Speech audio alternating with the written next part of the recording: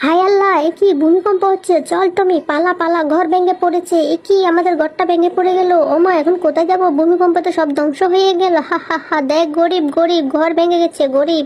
ও মা, এখন আমরা কোথায় যাব? দেখি কোথায় যেতে পারে। চল আপাতত এই গুহার মধ্যে রাতটা কাটিয়ে দিই। হ্যাঁ মা, চলো, খুব ঘুম পেয়েছে, একটু ঘুমিয়ে নি। মা তো ঘুমাচ্ছে, এই সুযোগে যায়, আমাকে তো কিছু একটা ব্যবস্থা করতেই হবে। এই নারকেল গাছগুলো কাটবো, এগুলা দিয়ে আমি আজকে ঘর বানাবো।